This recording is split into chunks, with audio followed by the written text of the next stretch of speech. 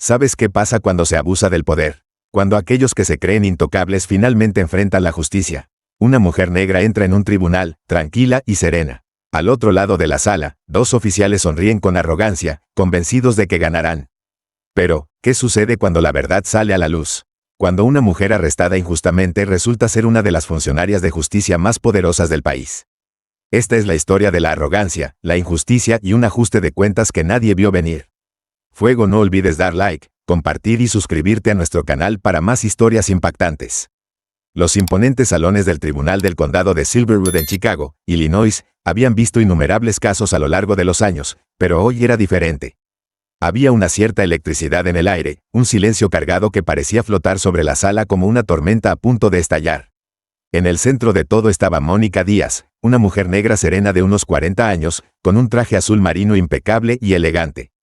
Caminaba con una confianza inquebrantable, sus pómulos altos y sus ojos oscuros y penetrantes escaneaban la sala como si hubiera hecho esto 1000 veces antes.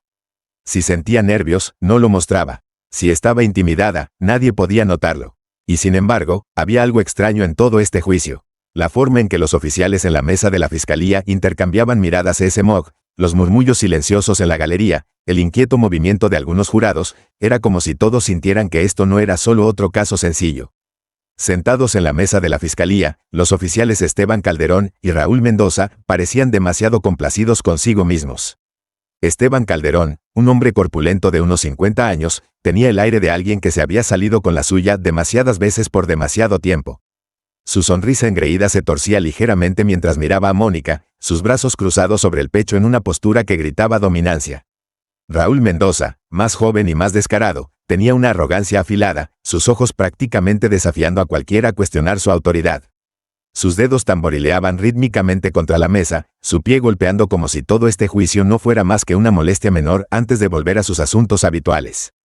No estaban preocupados, esperaban ganar. Su confianza se reflejaba en Victoria Landa, la fiscal adjunta, que estaba de pie en la mesa de la fiscalía con una postura meticulosa y una expresión calculadora. Todo en ella, desde su traje gris perfectamente cortado hasta la forma en que organizaba sus notas, irradiaba control. Dio un paso adelante, sus tacones resonando contra el suelo pulido, y comenzó su argumento inicial. Damas y caballeros del jurado, comenzó, su voz medida, su tono practicado. Lo que tenemos aquí es un caso claro de obstrucción. Los hechos son simples. Los oficiales Calderón y Mendoza estaban llevando a cabo una investigación policial crítica en un vecindario conocido por alta actividad criminal, cuando la acusada, la señora Mónica Díaz, se inmiscuyó en la situación. Landa giró ligeramente, dejando que el peso de sus palabras se asentara en la sala. Desobedeció órdenes policiales legítimas. Se negó a retroceder. Interfirió con una operación que requería enfoque y discreción. Y al hacerlo, puso en riesgo a oficiales y civiles. Calderón y Mendoza asintieron levemente, sus expresiones engreídas, como si Landa simplemente estuviera repitiendo lo obvio. Mónica, sin embargo, no se inmutó. Estaba sentada en la mesa de la defensa, con las manos entrelazadas frente a ella, el rostro como una máscara indescifrable. Su abogado, Benjamín Castro, estaba a su lado, su rostro curtido imperturbable mientras escuchaba atentamente. Landa continuó, sus palabras cortando el silencio. Entiendo que algunas personas en esta ciudad puedan sentir desconfianza hacia las fuerzas del orden. Pero les pregunto, si permitimos que los civiles desafíen a los oficiales en medio de investigaciones activas, ¿qué mensaje enviamos? La ley debe ser respetada.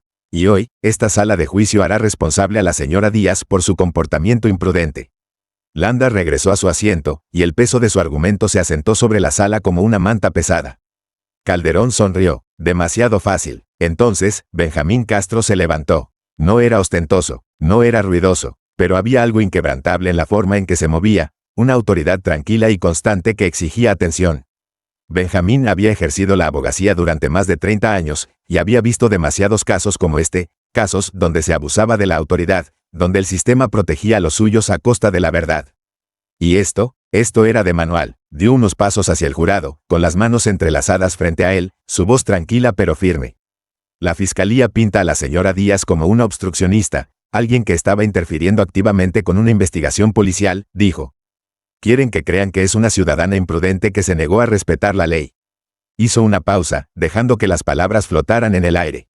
Pero hablemos de lo que realmente pasó. Benjamín giró ligeramente hacia el jurado, su voz constante. La señora Díaz no interfirió con una investigación policial, dijo.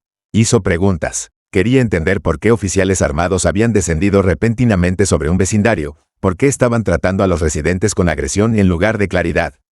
Estaba ejerciendo su derecho constitucional a cuestionar a quienes tienen poder. Y por eso, fue arrestada. Un murmullo recorrió la sala. Calderón se movió en su asiento. Mendoza apretó la mandíbula. Benjamín respiró lentamente, luego continuó. Mi cliente no está en juicio hoy por cometer un delito. Está en juicio porque se atrevió a hacer preguntas. Porque desafió un sistema roto. Porque dos oficiales, sentados justo ahí, señaló a Calderón y Mendoza, no soportaron ser cuestionados. Los ojos de Landa se entrecerraron, sus dedos se curvaron ligeramente contra sus notas. Y aquí está lo importante, continuó Benjamín, su voz volviéndose un poco más afilada. No les estamos pidiéndoles que tomen nuestra palabra. Tenemos pruebas, y vamos a mostrarles algo que la fiscalía preferiría que no vieran. Benjamín se giró hacia la jueza. Señora jueza, dijo, su voz firme. La defensa desea introducir imágenes de vigilancia del día del arresto de la señora Díaz. Un silencio pesado cayó sobre la sala. La mandíbula de Landa se tensó. Calderón y Mendoza se pusieron rígidos. Y Mónica se permitió una sola respiración lenta, su mirada fija en los dos oficiales al otro lado de la sala. Este era el momento que había estado esperando. La jueza Ruth Calderón, una mujer conocida por su actitud sin rodeos, miró por encima de sus gafas hacia la mesa de la defensa. ¿Está la fiscalía al tanto de estas imágenes?, preguntó. Landa dudó. Señora jueza, aunque hay imágenes, no creemos que sean relevantes para el cargo específico en cuestión. Yo decidiré eso, interrumpió Calderón, su tono cortante. Se giró hacia Benjamín. Proceda. La sala quedó en silencio. La anticipación era palpable. Un alguacil se acercó a la pantalla de evidencia, preparándose para reproducir el video. Mónica permaneció inmóvil, sus manos descansando ligeramente sobre la mesa de la defensa. Sabía lo que venía, sabía lo que las imágenes mostrarían. Y mientras lanzaba una breve mirada hacia Esteban Calderón y Raúl Mendoza, lo vio. Los primeros destellos de incertidumbre en sus ojos. Por primera vez, los dos oficiales ya no parecían tan engreídos. Y eso era solo el comienzo. El aire dentro del tribunal del condado de Silverwood estaba cargado de tensión. Había llegado el momento. Todos los ojos estaban en la gran pantalla mientras las imágenes de vigilancia comenzaban a reproducirse. El video en blanco y negro granulado cobró vida, capturando una calle residencial tranquila en un vecindario de Chicago. El jurado se inclinó ligeramente, observando cómo se desarrollaba la escena ordinaria, un grupo de oficiales, algunos coches patrulla alineados en la acera y una mujer parada en la banqueta. Esa mujer era Mónica Díaz. No estaba gritando, no era agresiva, ni siquiera estaba en el camino de los oficiales. Estaba hablando con calma, sus manos moviéndose en gestos pequeños y controlados. Estaba haciendo una pregunta. Sin embargo, en cuestión de segundos, el oficial Raúl Mendoza se abalanzó sobre ella. Jadeos recorrieron la sala. Mendoza agarró el brazo de Mónica, torciéndolo detrás de su espalda. Ella tropezó, intentando mantener el equilibrio. El oficial Esteban Calderón intervino, invadiendo su espacio, su lenguaje corporal amenazante. Mónica no se resistió, apenas tuvo tiempo de reaccionar antes de ser empujada de cara contra el capó de un coche patrulla, con los brazos retorcidos detrás de ella. La sala estaba en silencio, salvo por el sonido del video que seguía reproduciéndose. Calderón se inclinó, su boca cerca del oído de Mónica, susurrando algo que la cámara no pudo captar. Mendoza sacó un par de esposas, cerrándolas alrededor de sus muñecas con una fuerza innecesaria. Luego, sin apenas mirar a la mujer que acababan de maltratar, la empujaron al asiento trasero de su coche patrulla como si no fuera más que un pedazo de basura.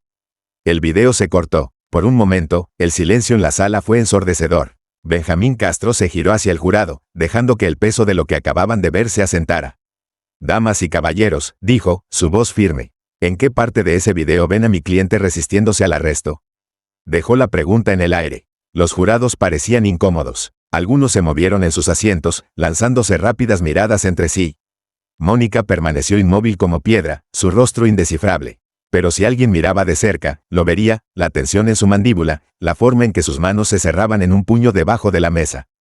Calderón y Mendoza, por primera vez desde que comenzó este juicio, ya no estaban sonriendo. Los ojos de Mendoza se desviaron hacia Landa, la fiscal. Calderón cruzó los brazos, intentando parecer despreocupado, pero el enrojecimiento en su rostro lo delataba. Landa carraspeó, levantándose de su asiento. Señora jueza, dijo, su voz cortante. La fiscalía sostiene que este video no cuenta toda la historia. Las imágenes carecen de audio. No sabemos qué palabras se intercambiaron, qué amenazas pudieron haberse hecho. Benjamín se giró hacia ella, alzando una ceja. ¿Amenazas?, repitió. Dígame, señora Landa, ¿parece mi cliente una amenaza en ese video? Landa no respondió. En cambio, enderezó los hombros y se giró hacia el jurado. No podemos confiar solo en imágenes silenciosas, continuó. Por eso necesitamos examinar este incidente en su contexto completo. Y para eso, escucharemos el testimonio de profesionales entrenados de las fuerzas del orden. Fue un movimiento astuto, redirigir el enfoque, intentar controlar la narrativa de nuevo. Pero Benjamín no iba a dejar que enterraran la verdad tan fácilmente. Se giró hacia la jueza Calderón. Señora jueza, dijo, la defensa desea llamar a su primera testigo al estrado, Clara Ramírez. Clara Ramírez era una mujer que había visto al mundo cambiar más veces de las que podía contar. A sus 72 años, se conducía con la dignidad tranquila de alguien que había pasado una vida en la educación, formando mentes jóvenes. Caminó hacia el estrado con propósito, su cabello plateado recogido pulcramente en un moño. Sus manos, curtidas pero fuertes, se aferraron a la barandilla de madera mientras prestaba juramento. Benjamín dio un paso adelante. Señora Ramírez, dijo amablemente, ¿puede por favor indicar su conexión con los eventos en cuestión? Clara asintió. Vivo a 3 casas de donde ocurrió el incidente. Estaba paseando a mi perro esa tarde cuando vi a los oficiales interrogando a una joven fuera de su casa. Fue entonces cuando llegó la señora Díaz. Benjamín asintió. ¿Qué vio que pasó después? Los labios de Clara se apretaron en una línea fina. Ella se acercó a ellos, con calma. Recuerdo haber pensado lo educada que era. No estaba gritando, no estaba interfiriendo. Solo les hizo una pregunta. ¿Y cómo reaccionaron los oficiales? Los ojos de Clara se endurecieron. La ignoraron, la trataron como si no valiera su tiempo. Pero cuando siguió preguntando, cuando no se fue simplemente, fue cuando la agarraron. Algunos jurados se tensaron visiblemente. Benjamín respiró lentamente. ¿Escuchó lo que le dijeron? Clara dudó. Luego, sus dedos se curvaron contra la barandilla, su voz más baja ahora. Sí, dijo, la llamaron una de esas personas. Dijeron que debería meterse en sus malditos asuntos. Uno de ellos, Mendoza, creo, murmuró algo sobre cómo la gente como ella siempre causa problemas. Mónica miró al frente, su expresión indescifrable. Benjamín asintió. Solo para aclarar, señora Ramírez, ¿está diciendo que los oficiales usaron un lenguaje con carga racial? Clara inhaló con fuerza. Sí, eso es exactamente lo que estoy diciendo. La fiscalía intentó desacreditar a Clara. Landa trató de pintarla como una anciana con problemas de vista, una observadora sesgada. Pero Clara no vaciló. Y fue entonces cuando Benjamín jugó su siguiente carta. La defensa llama al oficial Miguel Álvarez al estrado. Un murmullo de susurros recorrió la sala. Miguel Álvarez aún era un oficial de policía activo. Un policía testificando contra otros policías. Eso era raro. Y peligroso. Álvarez tomó el estrado, su uniforme impecable, su postura rígida. Era más joven que Calderón, pero mayor que Mendoza, y su rostro estaba tenso por la tensión. Oficial Álvarez, comenzó Benjamín, ¿estuvo presente en la comisaría la noche en que la señora Díaz fue fichada? Sí. ¿Revisó alguna grabación de las cámaras corporales de los oficiales? Álvarez dudó. Luego, finalmente, exhaló. No había grabación, admitió. Ambas cámaras corporales fallaron. El rostro de Benjamín era indescifrable. ¿Ambas? Álvarez asintió rígidamente. Sí. Un murmullo recorrió a los espectadores. Benjamín dio un paso más cerca. Dígame, oficial Álvarez, ¿con qué frecuencia fallan las cámaras corporales al mismo tiempo? Álvarez tragó saliva. Es raro. ¿Qué tan raro? La mandíbula de Álvarez se tensó. Luego, con visible renuencia, dijo, en mis 8 años en la fuerza, lo he visto suceder quizás una vez. Pero nunca 2 veces en el mismo caso. Silencio. Calderón se movió incómodamente en su asiento. La mano de Mendoza se cerró en un puño sobre la mesa. El jurado los estaba observando ahora. Y por primera vez desde que comenzó este juicio, los oficiales parecían nerviosos. Las grietas comenzaban a aparecer. Y Mónica Díaz, ella permanecía inmóvil, observando cómo los muros a su alrededor empezaban a desmoronarse. La sala ya estaba zumbando con tensión, pero cuando se llamó al siguiente testigo, la energía se transformó en algo más intenso, más eléctrico. Señora jueza, dijo Benjamín Castro, su voz tranquila pero firme. La defensa llama a Mónica Díaz al estrado. Hubo una breve pausa, seguida de un silencio repentino que recorrió la sala.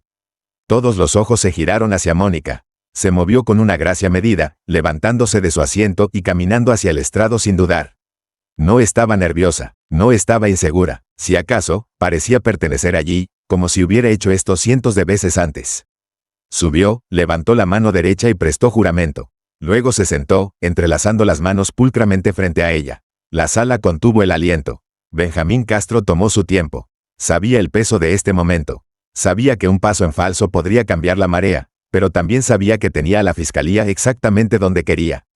Se acercó al estrado deliberadamente, sus pasos resonando en el silencio. Señora Díaz, dijo, su voz firme. Por favor, cuente al tribunal un poco sobre usted. ¿A qué se dedica? No hubo vacilación en su respuesta. Actualmente soy la directora de la Agencia de Seguridad Nacional. Silencio. No el silencio incómodo y breve que a veces sigue a declaraciones inesperadas. No, este fue un silencio profundo, como un golpe al estómago. El tipo de silencio que drenó el aire de la sala. El tipo de silencio que hizo que cada persona en el tribunal se congelara, como si sus mentes lucharan por procesar lo que acababan de escuchar. Por un momento, nadie se movió. Luego, una inhalación aguda de alguien en el jurado. Una maldición ahogada desde el fondo de la sala. La sala explotó en caos. El impacto golpeó como un tsunami. Esteban Calderón y Raúl Mendoza se congelaron, sus expresiones engreídas desmoronándose en algo que solo podía describirse como pánico puro. La mandíbula de Calderón cayó ligeramente, sus ojos se dirigieron hacia Mónica como si acabara de ver un fantasma. Los dedos de Mendoza se cerraron en puños, su respiración saliendo en ráfagas cortas y rápidas. Parecía un hombre que acababa de darse cuenta de que estaba parado al borde de un acantilado desmoronándose sin salida. Victoria Landa, la fiscal adjunta, permaneció completamente inmóvil, su rostro una máscara perfecta de control, pero ni siquiera ella podía ocultar cómo sus manos se apretaron ligeramente contra sus notas. Ella sabía que el juicio acababa de dar un vuelco. Benjamín dejó que el silencio se prolongara unos segundos más, permitiendo que el peso de las palabras de Mónica se asentara. Luego, casualmente, se giró hacia el jurado. Damas y caballeros, dijo, su voz fría y medida. Quiero que tomen un momento para entender completamente qué acaba de pasar aquí. Señaló hacia Mónica, mi cliente, la mujer que estos oficiales brutalizaron, humillaron y arrestaron bajo pretextos falsos, no es solo una civil cualquiera. Se giró hacia los oficiales atónitos. Estos hombres detuvieron por la fuerza, amenazaron y mintieron sobre la directora de la Agencia de Seguridad Nacional. El peso de esa declaración golpeó la sala como una bola de demolición. Uno de los jurados exhaló audiblemente, sacudiendo la cabeza en incredulidad. Otro tenía los brazos cruzados tan fuerte que parecía estar sosteniéndose a sí mismo. Los reporteros en la galería explotaron en un movimiento frenético, susurrándose unos a otros, agarrando sus teléfonos, enviando mensajes a sus redacciones, ya preparando alertas de noticias de última hora. El caso ya no era solo sobre Mónica Díaz contra dos oficiales. Esto era un escándalo nacional. Calderón fue el primero en quebrarse. Se inclinó hacia Mendoza, susurrando algo áspero, rápido, lleno de pánico. Mendoza negó con la cabeza bruscamente, su rostro una mezcla de ira y puro terror. Ambos miraron a Landa, su supuesto escudo, pero la fiscal adjunta ni siquiera los miraba ya. Estaba mirando directamente a Mónica. Y por primera vez desde que comenzó el juicio, Victoria Landa parecía asustada. Landa se levantó de su asiento, la desesperación colándose en su voz. Señora jueza, me opongo. La jueza Calderón levantó una sola mano, no en advertencia, no en enojo, sino en un gesto que llevaba una autoridad absoluta. Objeción denegada, dijo fríamente. Señora Landa, siéntese. Los labios de Landa se apretaron en una línea fina, pero obedeció. Sabía que había perdido el control. Y ahora, era modo de supervivencia. Benjamín se giró hacia Mónica. Señora Díaz, dijo, el día de su arresto, ¿obstruyó de alguna manera una investigación policial? No. ¿Se resistió al arresto? No. ¿Qué estaba haciendo? Los ojos de Mónica se fijaron en el jurado, su voz tan clara como el cristal rompiéndose en el silencio. Estaba haciendo preguntas, dijo. Estaba asegurándome de que los oficiales, que están juramentados para servir y proteger, estuvieran actuando dentro de la ley. ¿Y por eso la arrojaron a un coche patrulla? Sí, Benjamín asintió, luego se giró hacia el jurado. Este caso no se trata solo de lo que le pasó a la señora Díaz, dijo. Se trata de quién rinde cuentas, y quién no. Dejó que eso se asentara por un momento. Luego, tranquilamente, regresó a su asiento. En cuestión de minutos tras la revelación, las redes sociales explotaron. Sirena última hora. 2 oficiales de Chicago arrestaron falsamente a la directora de la NSA. Sirena funcionaria federal detenida ilegalmente, policía de Chicago bajo fuego, Sirena encubrimiento expuesto en tiempo real. ¿Qué pasa ahora? Furgonetas de noticias rodearon el tribunal en 1 hora. Los manifestantes comenzaron a reunirse afuera, sosteniendo carteles que decían, justicia para Mónica Díaz, y, rendición de cuentas ahora. Dentro de la sala, Landa sabía que tenía que actuar rápido. Se giró hacia los oficiales, su voz baja y cortante. Necesitan empezar a hablar, CCO. Porque ahora mismo, ambos están enfrentando una sentencia de prisión muy larga. Calderón tragó saliva con fuerza, su rostro más pálido que nunca. Mendoza solo miró al frente, su mandíbula tensa, todo su cuerpo enrollado como un hombre a punto de quebrarse. Habían entrado a esta sala creyéndose intocables. Ahora, estaban atrapados en un torbellino de su propia creación. El aire en la sala estaba denso con anticipación. Tras días de testimonios, revelaciones impactantes y el desmoronamiento de un sistema profundamente defectuoso, había llegado el momento. Todos estaban esperando. La jueza Ruth Calderón estaba sentada en lo alto de la sala, su mazo descansando ligeramente en su mano. El jurado había llegado a un veredicto. El presidente del jurado, una mujer de mediana edad con ojos penetrantes y un agarre firme en la hoja del veredicto, se levantó lentamente, su mirada recorriendo la sala. Sus ojos se posaron por un breve segundo en Mónica Díaz, luego se movieron hacia los dos hombres cuyos futuros estaban a punto de decidirse. Esteban Calderón y Raúl Mendoza estaban sentados en la mesa de la defensa, su confianza una vez audaz completamente destrozada. Se habían ido las sonrisas. Se había ido la arrogancia. Lo que quedaba eran dos hombres aferrándose a las últimas briznas de su autoridad, sabiendo que en pocos momentos podrían perderlo todo. El alguacil tomó la hoja, llevándola a la jueza Calderón. La desdobló lentamente, escaneando el contenido. Ni un solo sonido resonó en la sala. Luego, asintió, devolvió la hoja al presidente del jurado, quien carraspeó y pronunció las palabras que cambiarían todo. En el cargo de arresto falso, encontramos a los acusados culpables. Un murmullo recorrió la sala. En el cargo de perjurio, encontramos a los acusados culpables. Y así, todo terminó. Por una fracción de segundo, no hubo más que silencio. Luego, un jadeo agudo desde el fondo de la sala. Un grito ahogado de alguien en la galería. Calderón aspiró una bocanada de aire, todo su rostro desprovisto de color. La mandíbula de Mendoza se apretó tan fuerte que parecía que podría romperse los dientes. Landa, la fiscal adjunta, apenas se movió. Pero si alguien miraba de cerca, habría visto sus dedos apretándose contra el borde de la mesa de la fiscalía, como si supiera que todo su caso acababa de desmoronarse bajo ella. La jueza Calderón se giró hacia los dos oficiales deshonrados. Su voz era firme, inquebrantable. Esteban Calderón, Raúl Mendoza, el jurado los ha encontrado culpables de arresto falso y perjurio. A partir de este momento, quedan despojados de sus placas y puestos en suspensión indefinida pendiente de una investigación federal adicional. Calderón abrió la boca, como para protestar, pero antes de que pudiera balbucear una sola palabra, Calderón continuó. Además, dijo con firmeza, debido a la naturaleza de este caso y las implicaciones respecto a violaciones de derechos civiles, se llevará a cabo una investigación federal a gran escala sobre sus acciones, así como sobre los patrones de comportamiento dentro del Departamento de Policía de Chicago. ¡Boom! El golpe final. Mendoza se hundió en su silla, sus hombros desplomándose en derrota. Calderón apretó los dientes, agarrando la mesa como si de alguna manera pudiera detener lo inevitable. Pensaron que tenían poder absoluto. Ahora, no tenían nada. En el momento en que la jueza Calderón golpeó su mazo, la sala estalló. Los reporteros se apresuraron por sus teléfonos, tecleando furiosamente mientras actualizaban sus titulares. Sirena última hora. Oficiales Calderón y Mendoza, encontrados culpables. Investigación federal iniciada. Sirena. Los flashes de las cámaras capturaron cada reacción atónita, cada momento de la historia siendo hecha. Y luego, desde fuera del tribunal, el rugido de una multitud creciente se podía escuchar. Para cuando Mónica Díaz salió del tribunal, las calles de Chicago estaban vivas con protesta. Cientos, no, miles, de personas se habían reunido, sus voces elevándose al unísono, exigiendo justicia no solo para Mónica, sino para cada hombre y mujer negra que había sido silenciado, maltratado y brutalizado por un sistema corrupto.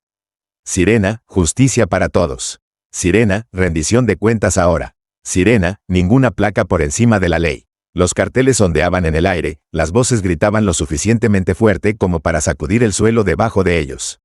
Mónica se paró en lo alto de las escaleras del tribunal, contemplando el mar de rostros. Por primera vez en mucho tiempo, la gente creía que el cambio era posible.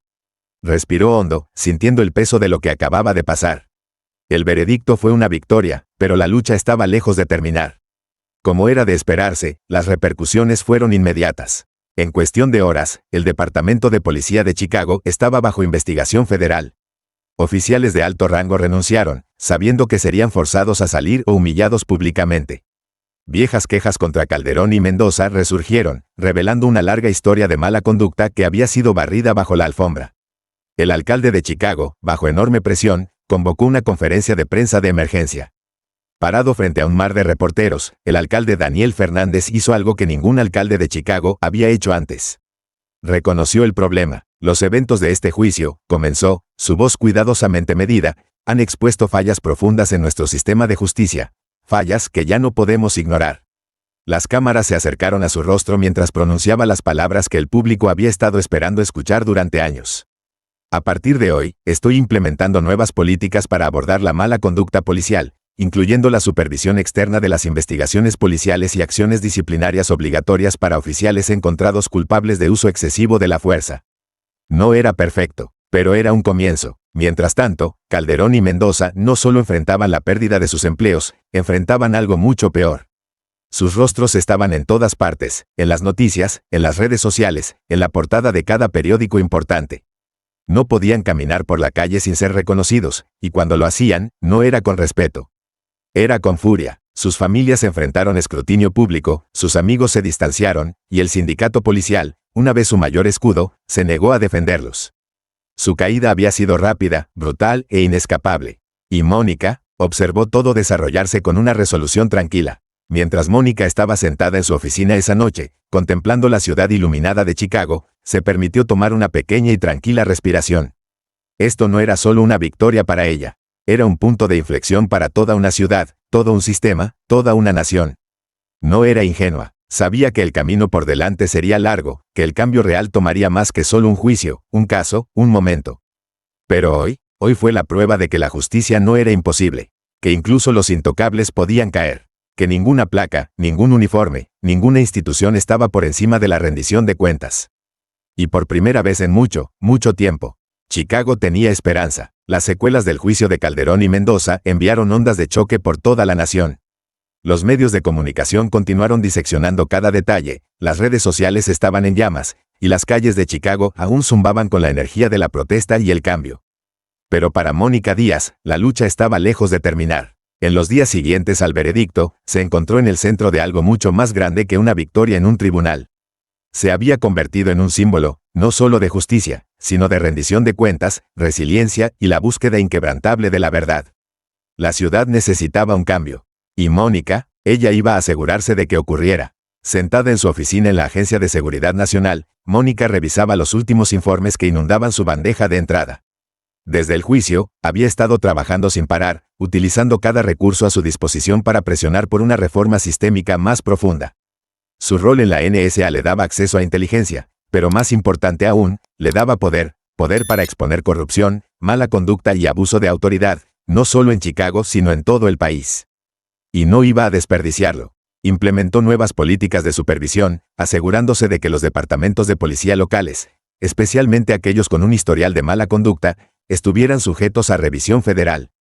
Presionó por leyes más estrictas sobre el uso de cámaras corporales, haciendo casi imposible que los oficiales simplemente alegaran fallo cuando las pruebas desaparecían. Trabajó con legisladores, líderes de derechos civiles y grupos de defensa para introducir una base de datos nacional que rastreara a oficiales con quejas excesivas, asegurando que los malos policías no pudieran saltar de un departamento a otro sin consecuencias. Y lo más importante, se aseguró de que la lucha contra la corrupción ya no fuera unilateral. Por demasiado tiempo, los ciudadanos comunes habían estado a merced de un sistema roto. Ahora, el sistema mismo estaba siendo forzado a responder por sus fallas. Pero Mónica aún no había terminado. Había sido arrestada injustamente, había sido humillada, atacada y arrastrada por un juicio que nunca debió haber ocurrido. Y por eso, la ciudad de Chicago iba a pagar. No por ella, sino por las personas que habían sufrido mucho antes de que su nombre llegara a los titulares. Con Benjamín Castro liderando el esfuerzo legal, Mónica presentó una demanda contra el Departamento de Policía de Chicago y la ciudad misma. Sus demandas, un acuerdo multimillonario, no para ganancia personal, sino para establecer un fondo permanente dedicado a ayudar a las víctimas de brutalidad policial y mala conducta sistémica. Cada centavo iría hacia servicios de asistencia legal para aquellos que luchan contra cargos injustos. Programas educativos que enseñen a las comunidades sobre sus derechos. Redes de apoyo para familias afectadas por la violencia policial. Chicago había ignorado a su gente por demasiado tiempo. Ahora, era hora de que la ciudad devolviera lo que debía. La demanda envió ondas de choque a través de la estructura política de Chicago. Los oficiales de la ciudad se apresuraron, intentando contener el daño, pero no había una salida limpia. El público estaba observando, y no iban a aceptar excusas. Bajo una presión implacable, la oficina del alcalde acordó llegar a un acuerdo, otorgando un pago histórico que cambiaría para siempre la forma en que Chicago manejaba los casos de mala conducta policial. La ciudad también anunció una reestructuración completa de su Junta de Supervisión Civil, asegurando que oficiales como Calderón y Mendoza nunca pudieran ascender al poder nuevamente. Por primera vez en décadas, se sentía como si un cambio real y tangible estuviera ocurriendo. Y Mónica, ella los había forzado a hacerlo. Una noche, mucho después de que las batallas en el tribunal habían terminado, Mónica regresó al vecindario donde todo había comenzado. Las calles que una vez estuvieron llenas de miedo y tensión ahora se sentían más ligeras. Los niños jugaban afuera sin dudar, su risa resonando por las cuadras, un sonido que alguna vez había sido raro en estas partes. Caminó lentamente, observando los pequeños pero innegables cambios, la forma en que los vecinos hablaban con una confianza renovada, la manera en que los oficiales que patrullaban el área ahora se movían con más contención, sabiendo que cada una de sus acciones sería responsabilizada. Y entonces, lo vio, un nuevo mural, recién pintado en la pared de un callejón que alguna vez estuvo deteriorado. Los colores eran audaces, vibrantes. Las imágenes eran poderosas, una visión de unidad, de resiliencia, de esperanza. Y en letras grandes y llamativas, el mensaje decía: la justicia no tiene color. La verdad siempre prevalecerá. Mónica lo miró por un largo momento, una pequeña sonrisa conocedora tocando sus labios. Había pasado toda su vida luchando por la justicia, y por primera vez en mucho tiempo, sintió que finalmente estaban llegando a alguna parte. Pero sabía mejor que nadie, esto no era el fin de la lucha. Nunca lo sería, no hasta que cada sistema que había fallado a su gente fuera reconstruido desde cero. No hasta que cada oficial corrupto, cada política injusta, cada abuso de poder fuera derribado y reemplazado por algo mejor. No hasta que la justicia dejara de ser un privilegio y se convirtiera en una garantía. Soltó un suspiro lento, su mirada deteniéndose en el mural. Luego, se giró y se alejó, las luces de la ciudad de Chicago brillando a lo lejos. La lucha no había terminado, ni por asomo, pero por hoy, podía mantenerse erguida sabiendo que el cambio finalmente estaba comenzando.